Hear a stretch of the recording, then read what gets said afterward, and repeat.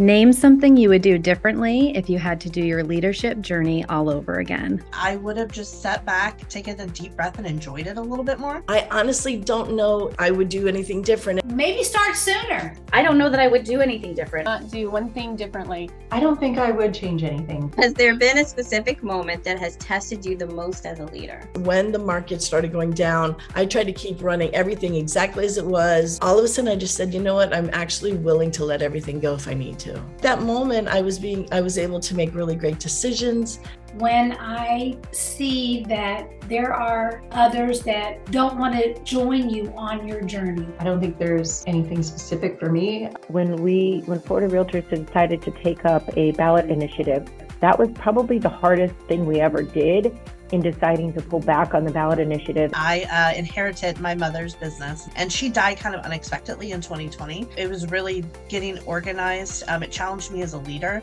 Not any one defining moment, I guess. Whenever you have people who are opposed to what you're doing, you bring them in, and really then they become a part of it. Then they're not so apt to stand on the outside and complain and grumble because they get it. Which historic leader would you like to interview? Dr. Condoleezza Rice, Henry Ford, Ronald Reagan, The Dalai Lama, Ruth Ginsburg, Michelle Obama. What do you want your legacy to be as a leader? When they think of me, think that I was open-hearted, open-minded, and that I brought people in. I would love for people to look back and say, you know, Christine helped unite us. To be someone who inspired others to be the best version of themselves.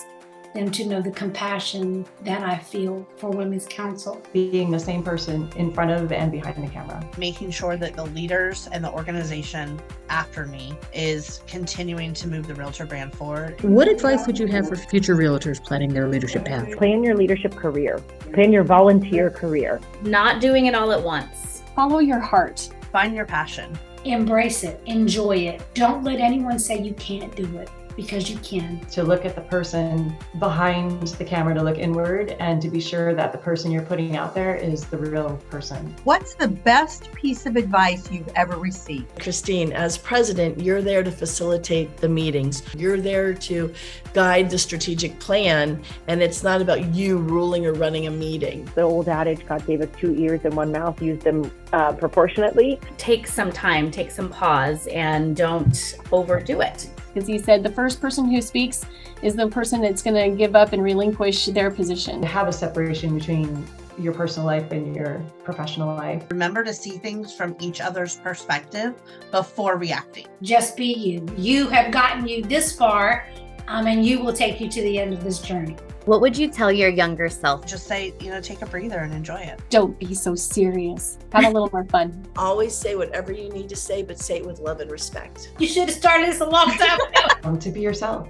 Everyone else can adapt, take it or leave it. Take better care of myself. What is the most challenging thing about being a female leader? Sometimes it doesn't matter how you got to the table, it matters what you do with your time there. I think that we always hold ourselves to a higher expectation. We have to remember that we were put there because our peers and our colleagues respect and trust us, and we have to make that position and what we do even more important than the way we're feeling at that moment. We are harder on each other, I think, because we're hard on ourselves. And I think at the end of the day, there's no way we get to where we're going without the support of other women. Sometimes other women don't always champion us and can sometimes be our biggest naysayers. As a female leader, I think we hold ourselves to a really high standard. Was there a defining moment that made you pursue a leadership role? 2012 or 2013 is when I served in WCR. One of the women in my office said, "You need to do this," and I said, "Okay." And she said, we'd really love to have you serve as secretary of our local network. And I was like, well, I can do that.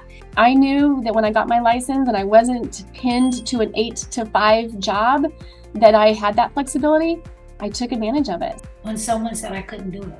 When I ran for secretary for Women's Council, I think it's because of the fact that that was my focus. People were opening doors for me to be in leadership. I was asked to be the director of membership in our local network, to step into that role. One thing that most people don't know about you.